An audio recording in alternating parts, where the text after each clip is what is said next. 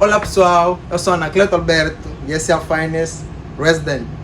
Hoje trouxe um tema super importante para vocês, a implementação do IVA nas empresas.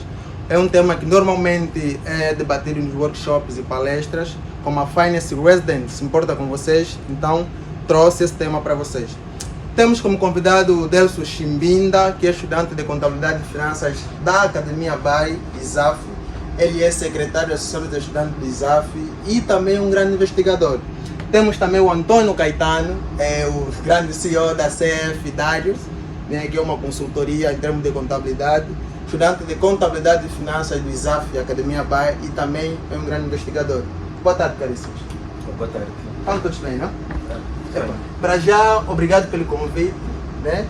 Não, obrigado por aceitar o nosso convite, nesse caso, né? Sabemos que vocês no vosso tempo não é assim muito alargado, tipo o meu, eu sou Marão Kunanga. A não ligar essa parte, vamos cortar.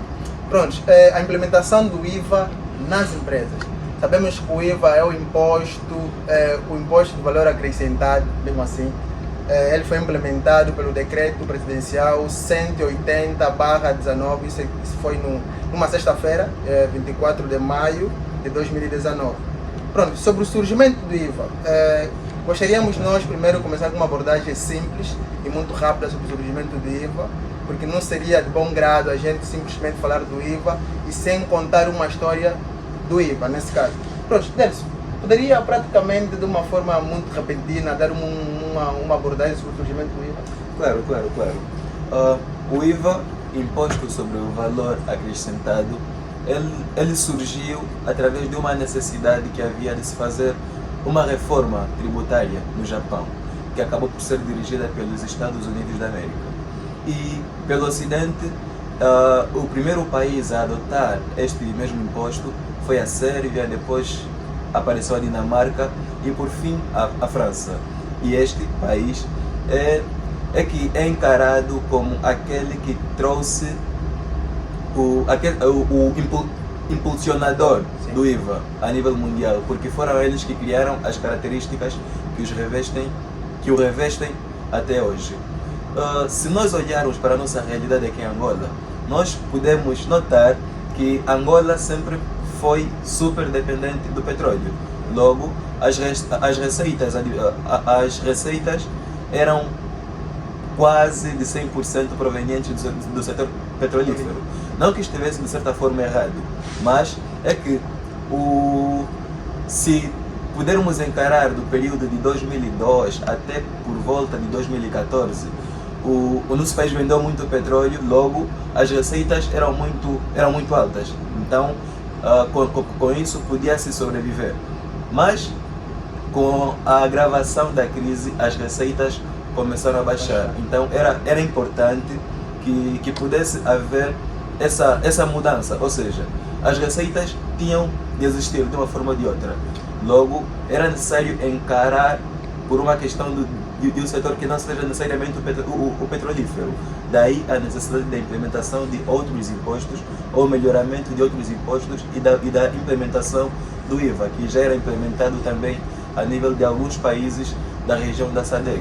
Então o que a Angola fez? A Angola pegou a média de todos os países da SADC, implementam o IVA e prontos. Chegou aos 14% e nós temos o IVA até os dias de hoje. É uma história interessante. O IVA foi descoberto num outro país e foi o outro que implementou pela primeira vez. A loucura da ciência, isso acaba tendo a ser normal e tudo mais. Só para notarmos que, de certa forma, o IVA veio aumentar a receita em termos de cobrança de impostos e tudo mais para o mesmo Estado. E deve se falar de uma coisa super importante, as características do IVA. Caetano, poderíamos nós abordar aqui sobre as características do IVA? Claro.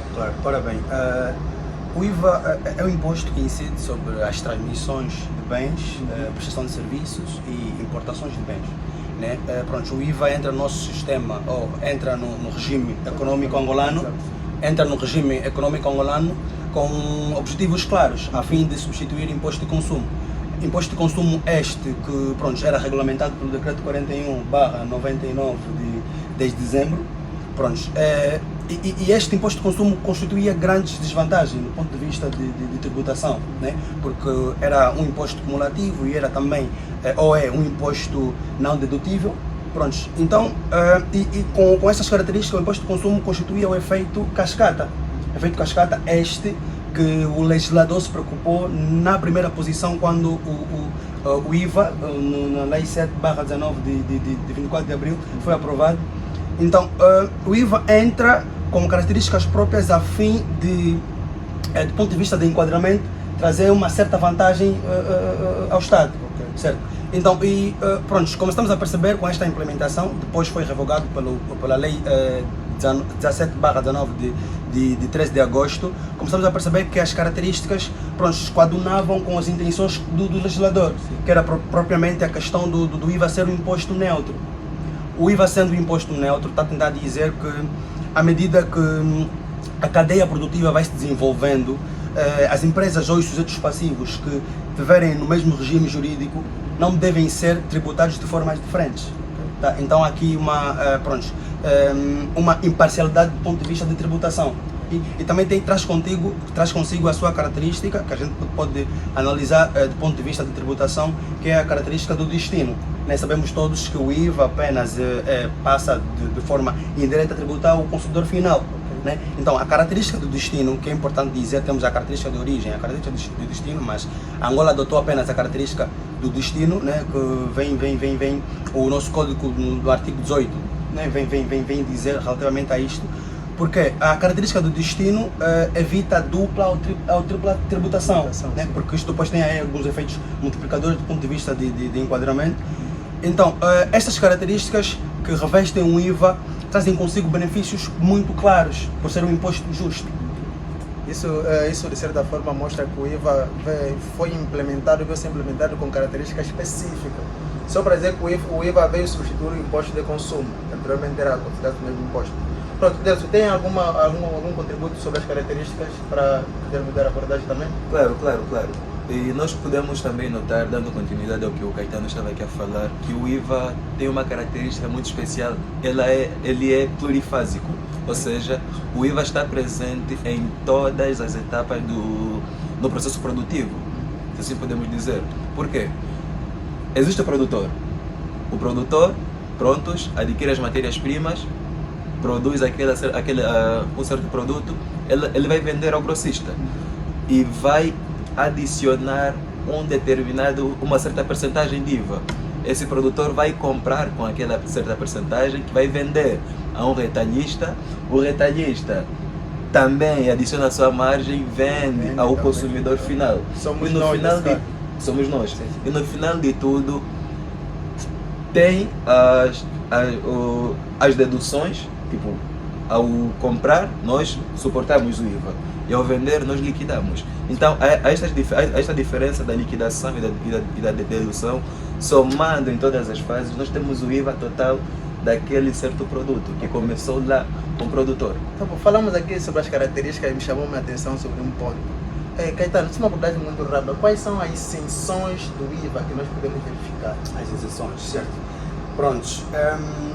As isenções do IVA, elas são de alguma forma revestidas por especialidade, mas de um modo geral, nós temos as isenções completas, e as incompletas, ou as simples e as completas. Prontos, as simples que o nosso código no artigo 12 vem especificar, são aquelas, os sujeitos passivos que no momento da aquisição do IVA suportado não podem deduzir e não podem liquidar. Tá? Prontos, e depois temos as completas que elas podem até deduzir, mas não podem liquidar. Tá a perceber? Então temos aqui essas duas do ponto de vista de enquadramento geral, as duas isenções. Ok. Obrigado, Caetano, pela sua grandiosa explicação sobre as isenções do IVA. E nessa senda eu queria passar sobre a matéria coletável em termos de cálculo do IVA. Delcio, poderia nos dar uma abordagem sobre isso? Claro. A determinação da matéria coletável, ela assenta em três características, ou em três elementos principais, que são o IVA repercutido, o IVA suportado e o IVA a pagar. O IVA repercutido é a percentagem do IVA, aquela taxa do IVA que nós acrescentamos na fatura que é paga pelo cliente. O IVA suportado é o IVA que nós pagamos quando nós estamos a adquirir. uma certa mercadoria. E o IVA a pagar resulta dessa diferença entre o IVA repercutido e o IVA suportado. Falamos aqui sobre duas formas do IVA, né? Eu me veio aqui agora uma forma do IVA em que eu já ouvi na sala, mas também um conhecimento como é mais abrangente. Queria também que a gente abordasse. Acredito que meus convidados estão muito bem informados sobre isso. Caetano, sobre o IVA cativo, qual é a definição, como nós podemos dar introdução sobre o IVA cativo? Bem, o IVA cativo, na verdade, é uma das características, né, do IVA que assenta na transmissão de bens por parte do sujeito passivo, né, do outro lado de uma entidade que a lei o reveste como direito a cativar o IVA, que é nomeadamente o Estado, né, o BNA, temos também as seguradoras, as asseguradoras. Pronto, estas entidades, temos também as telecomunicações agora. Pronto, estas entidades têm o direito de cativar o IVA, mas em particularidade apenas o Estado e as empresas petrolíferas também têm este direito, cativam o IVA na sua totalidade. As restantes apenas cativam 50%. E outros 50% quem paga, infelizmente, é o sujeito passivo. Certo, então, pronto, quando disse sobre o IVA cativo, a intenção vamos pensar na retenção na fonte sobre o IVA cativo. Né? Pronto, é de responsabilidade de quem paga o serviço, né? Se for uma entidade que revesta o direito de pagar a 100%, paga 100%, se for a outra, paga 50% sobre o efeito de outros 50% ser pago pelo prestador de serviço. Pronto, eu acho que quando a gente está falando sobre o IVA cativo, também de certa forma estamos a falar já na entrada dos regimes, né? Na entrada do regime do IVA e tudo mais. E sobre essa abordagem, Delcio, sobre o regime do IVA, eu acho que é a parte mais importante, é a parte que faz a dor de cabeça de muita gente, é mesmo no regime aqui. E o Delcio, são estudantes de ISAF, são estudantes de ISAF, são pessoas que têm um conhecimento estupendo, vou falar pela expressão, mas é essa mesmo. Delcio, sobre o regime do IVA, poderia aqui dar uma abordagem sobre isso? Ok, de acordo com o diploma do IVA em vigor, existem 3 regimes do IVA, que são o regime geral, o regime simplificado e o regime de exclusão. No regime geral, nós podemos encontrar o quê? Os grandes contribuintes, que obrigatoriamente devem pertencer àquele regime. E são aquelas, ou então aquelas empresas que tenham um volume de faturação anual superior, igual ou superior a 350 milhões de kwanzas. E no regime simplificado, podemos encontrar as empresas que tenham um volume de faturação anual que parte dos 10 e que seja inferior a 350 milhões de kwanzas anuais. Mas se algumas empresas que estiverem nesse regime conseguirem ter o software apropriado para a emissão das faturas de acordo com o regime dos documentos e faturas equivalentes, possibilidades de terem uma contabilidade organizada, podem solicitar para passarem para o regime geral. E tem também o regime de exclusão, que são aquelas empresas que têm um volume de negócio inferior a 10 milhões de kwanzas anuais, então elas não têm responsabilidades em sede de IVA. E de lembrar que no regime geral a taxa é de 14%, o regime simplificado paga-se uma taxa de 7%, no regime de exclusão não há uma taxa aplicada. Ok, só para dar uma abordagem em termos de lei, caso o caríssimo telespectador queira ter mais conhecimento sobre o regime do IVA, basta ter a lei, né, o artigo 15, a lei 42/20, e o regime simplificado temos a lei 15, não, temos o artigo 15, lei 2/23, de exclusão, né, temos a lei 15, o artigo 15, lei 2/23. Muito obrigado, Delcio, pela sua abordagem. E Caetano, agora falamos aqui dos regimes, é claro que temos que determinar o certo regime para uma empresa. Certo. Depois disso temos que passar por um certo apuramento do mesmo IVA, né? Certo. Então como é que é feito o apuramento do IVA? Bem, tudo isto começa, como foi bem dito o Delcio Chimbinda, com as faturas, né? Desde que estejam de acordo com os regimes de faturas e documentos equivalentes, né? Vamos ter IVAs suportados, depois, posteriormente, passa aqui o termo, serão dedutíveis. Nos sujeitos passivos que pertencem ao regime geral, nós teremos deduções dos IVAs ou do IVA suportado de 14% e posteriormente teremos a liquidação de 14%. Ou seja, aí o efeito, o efeito de neutralidade do IVA faz sentir no seu todo. Depois, para as empresas que estão no regime simplificado, pronto, é um regime que só traz desvantagem a nível de gestão dos sujeitos passivos. Eu acho que é o que o legislador pensou. Não é um regime para se estar, é um regime para prontos, Transição. de transição. Ok. Prontos. Porquê? Porque tem desvantagem em termos de dedução e de liquidação. Ora, ao passo que no regime geral você deduz 14%, no simplificado você vai apenas deduzir 7% dos 100% suportado.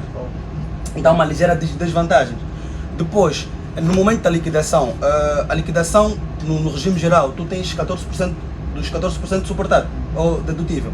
Já no simplificado, tu tens 7% de imposto de selo sobre os recibos, né? E tens 7% do IVA liquidado sobre os recibos dos bens sujeitos a IVA.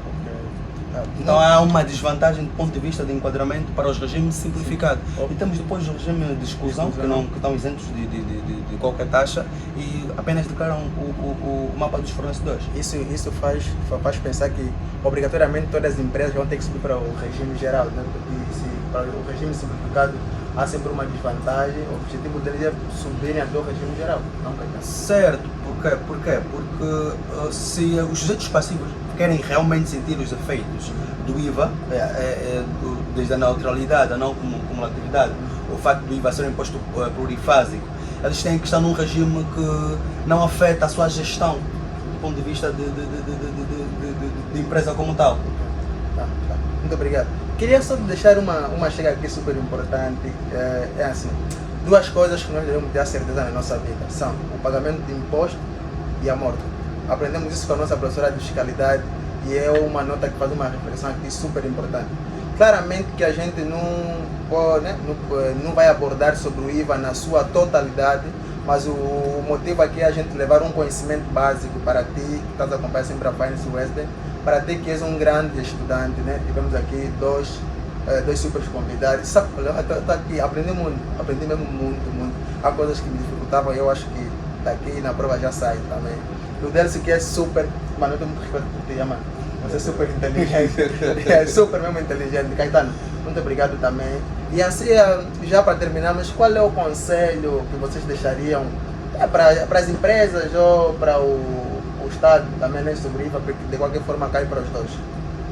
Na verdade, eu deixo um conselho sobre os impostos, a nível geral, para os sujeitos passivos. Passivo, nesse caso. Pronto, é necessário que se pague os impostos, que se cumpra com essas obrigações fiscais, porque é através dela que o Estado arrecada receitas para que as nossas necessidades coletivas sejam supridas. Ok, Caetano. Bem, para os sujeitos passivos, tenho apenas a deixar um alerta. O IVA é um imposto totalmente formal. E para lidar com eles tens que ser totalmente formal. Então, nesse caso, a contabilidade organizada. É. Olha, já tenho aqui a CFW, a consultoria do Caetano. Então, você que precisa de uma contabilidade organizada, aproveita no máximo. Ligue já para o Caetano, o Deus também faz parte. Liguem para eles e vão lá organizar a vossa contabilidade. É super, não é muito caro. Eles também são sensíveis em questão de preço e tudo mais. Essa é a Finance Resident. Tu também tens a oportunidade de estar aqui. Basta enviar uma mensagem para nossas páginas Facebook, TikTok, YouTube. Temos como nosso diretor lá das redes sociais o Elídio Valente. Temos como nosso diretor de produção Rui Chilulo. Temos o Dumildes e também o Luiz. Muito obrigado por fazerem parte disso e até a próxima. Mas temos de deixar os contatos. Claro, os contatos também é necessário que vocês... Sim, para quem quiser entrar em contato, pode entrar em contato a partir de 927 50 86 87. Ou mesmo deixarem só uma mensagem na página também, Prontos, né? Claramente prontos, nós vamos fazer questão de estar aí. Só não, é o mesmo, já o produtor aí está a dizer, o Delcio, não, é o mesmo com o Caetano também. Só para lembrar que daqui a mais um tempo vamos levar para vocês sobre o preenchimento do modelo 7 do IVA, vamos fazer questão disso. Já que falamos do IVA, claramente podemos também mostrar para vocês como é que podemos preencher. Muito obrigado, até a próxima.